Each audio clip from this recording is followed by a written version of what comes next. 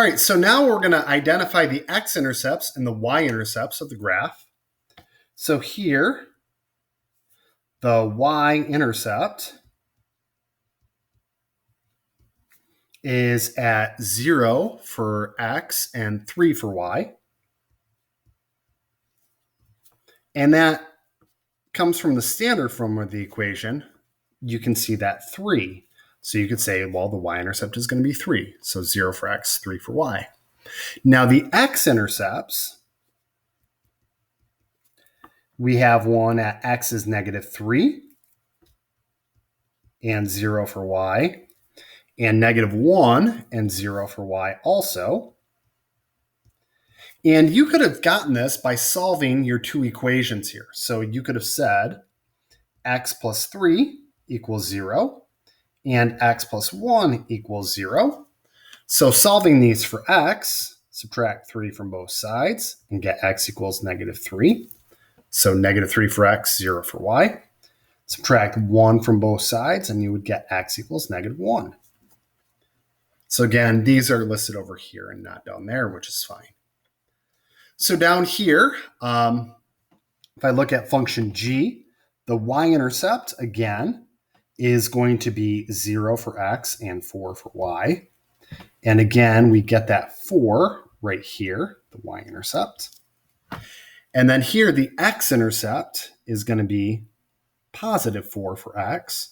So you solve x minus 4 equals 0 and add 4. You get x equals 4. And you solve x minus 1 equals 0 and you get x equals 1. So your x-intercepts are 4 for x and 0 for y, and 1 for x and 0 for y. So this is how you get your two x-intercepts.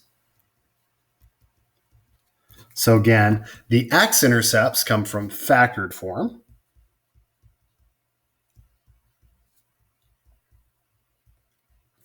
And the y-intercept comes from the standard form. So our factor form is this down here, and this is our standard form.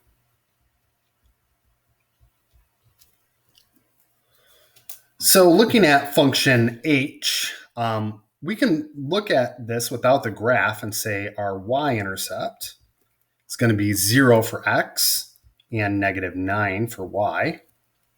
And then our x-intercepts, we need to solve x minus 3 equals 0. So set x minus 3 equal to 0. And then I set the second equation in factored form, x plus 3 equals 0. So solving this, I add 3 to both sides. And you get x equals 3. Then here, subtract 3 to both sides, and you get x equals -3.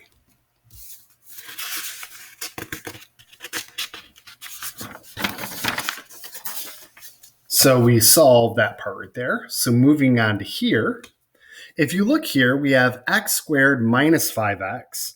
This doesn't have a number there, but it would be plus 0.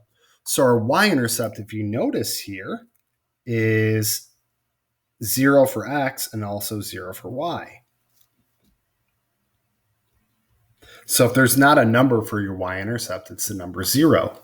And then our x-intercepts, we have 0 for x, 0 for y, so 0, 0, or the origin, and also 5, 0.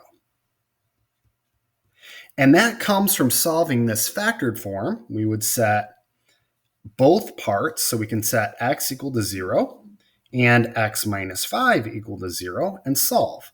So if x is 0, we get that x-intercept 0 for x and 0 for y. And if x minus 5 is 0, we add 5 to both sides, and we have the x coordinate is 5, and then the y coordinate is 0. Now, we don't see the graph right here, but what I want you to notice is we don't have a number for that y-intercept. So our y-intercept is going to be 0 for the y number and 0 for the x number. And then our x-intercepts come from setting this equation in factored form, setting both parts equal to 0. So we set x and 5 minus x, both parts, equal to 0. So you just say, well, x equals 0, and also 5 minus x equals 0.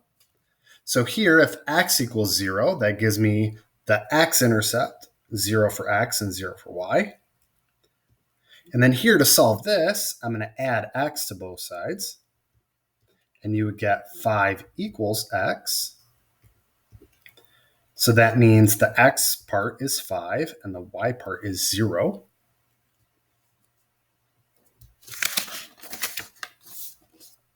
So we solved this part here again. And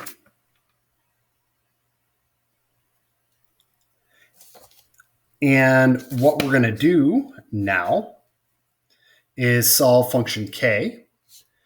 And for function k, if you notice, the y-intercept is going to be 4. So that gives us a coordinate. The y number is 4, but we would say the x number is 0. Then here we solve these two equations to get the x-intercept. So the x-intercept part, we solve x plus 2 equals 0. And we could do that twice. It's going to give us the same answer. So subtract 2 from both parts, and you would get x equals -2. So the x coordinate is -2. And for the x-intercept, remember the y number is 0.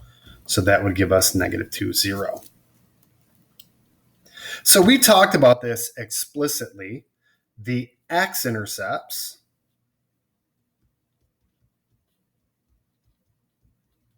what you do to find them is solve factored form.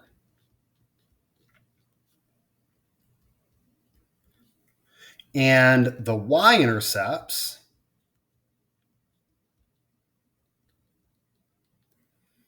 if I have standard form of ax squared plus bx plus c, the y-intercept is 0 for x and then c. So whatever number you see here.